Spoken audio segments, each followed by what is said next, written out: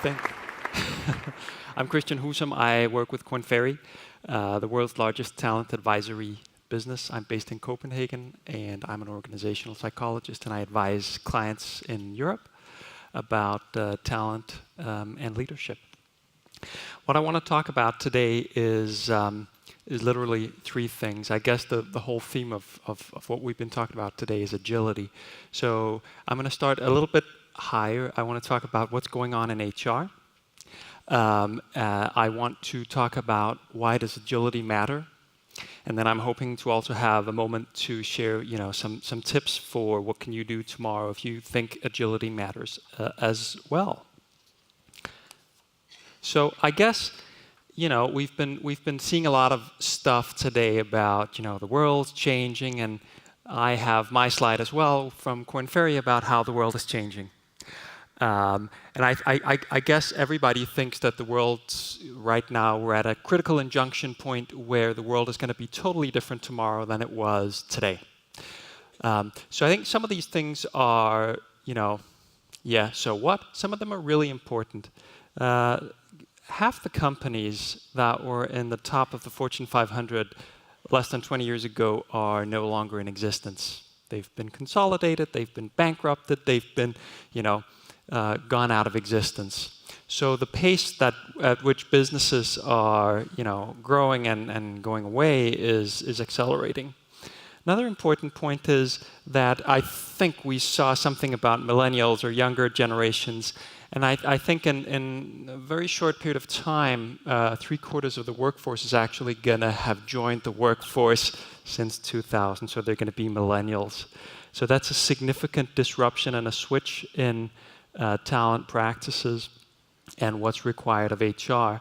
So Korn Ferry did a bit of research recently. We've just published a white paper, which I urge you to go and have a look at. You can get it on the Korn Ferry Institute webpage. So basically what we did is we looked at what are organizations doing, leading large international organizations doing to address this shift. We also did some roundtables and interviews. So basically we did a thorough bit of research, and what we found was that about half of the organizations that we spoke with are currently looking at refreshing their talent management practices.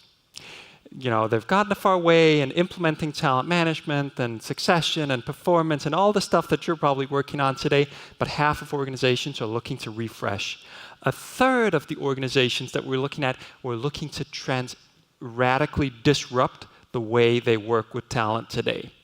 Now, I'm not going to give you all of the examples, but I guess, who works with a 9-box grid in your organization today? Let me just see, show of hands, somebody? Yeah, 9-box potential performance grid. Yeah. So I've been in HR, and I've spent hours and hours and months hammering in the 9-box grid in my organization. And what we see now is that some companies are actually saying that to put simplification at heart and to really simplify.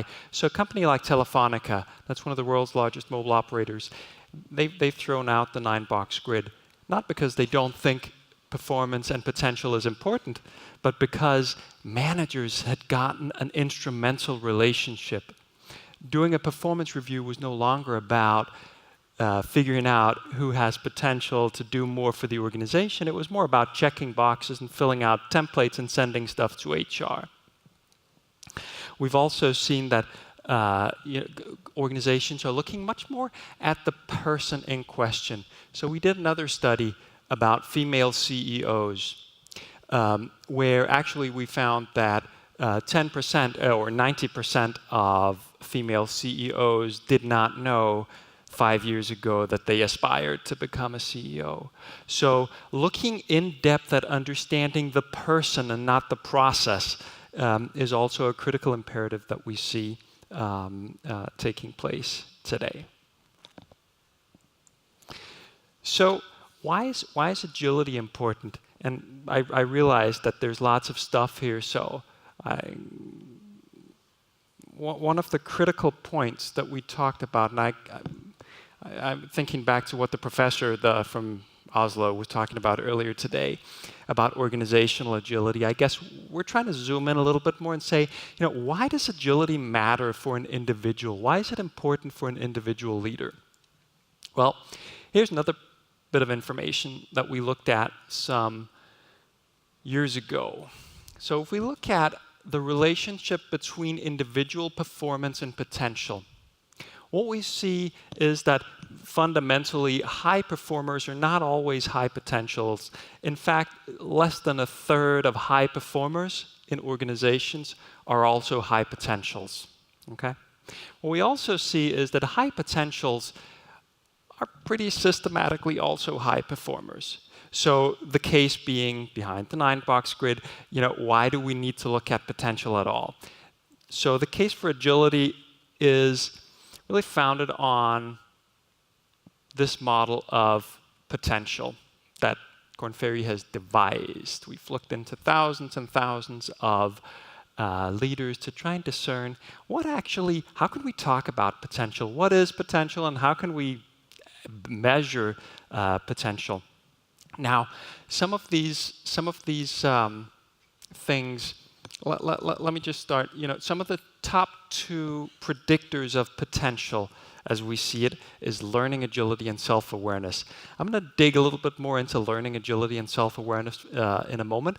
But let me just talk about the whole model. So basically, this is saying what matters, what makes some people have potential for more, and what makes others have less potential for more.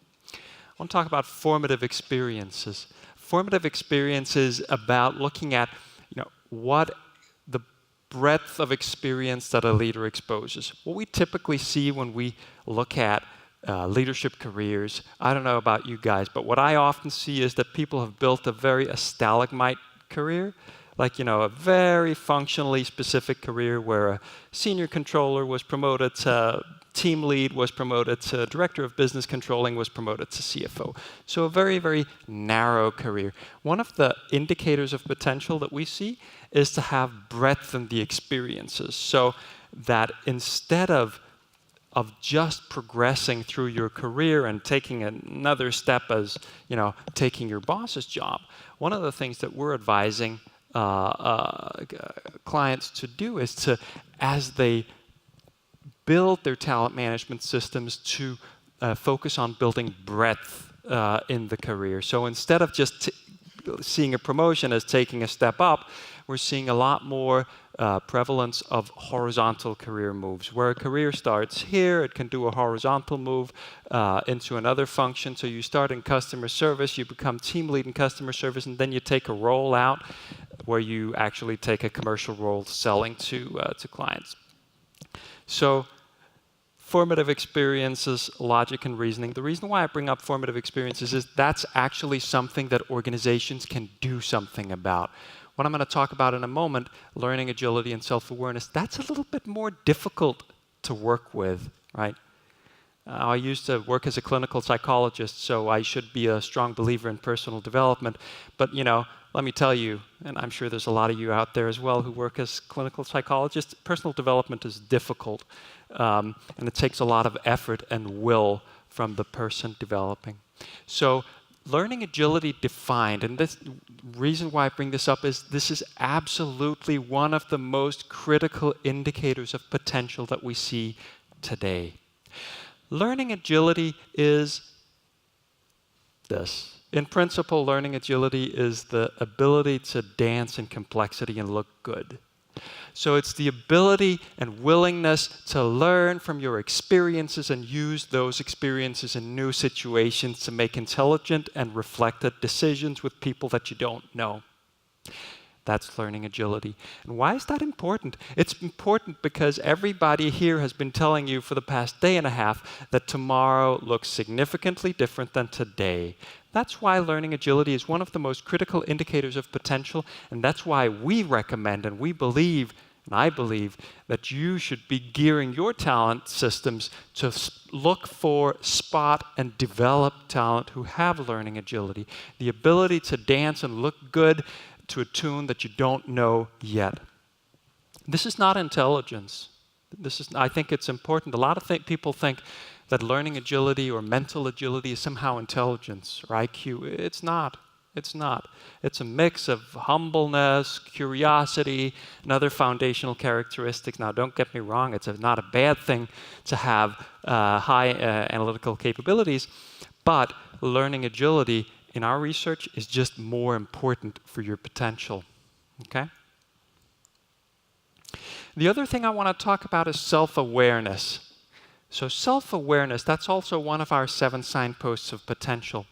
Now, this is a really cool chart that it took me, I think, half a year to really understand. But what this says is we surveyed thousands of people and benchmarked how do their companies do.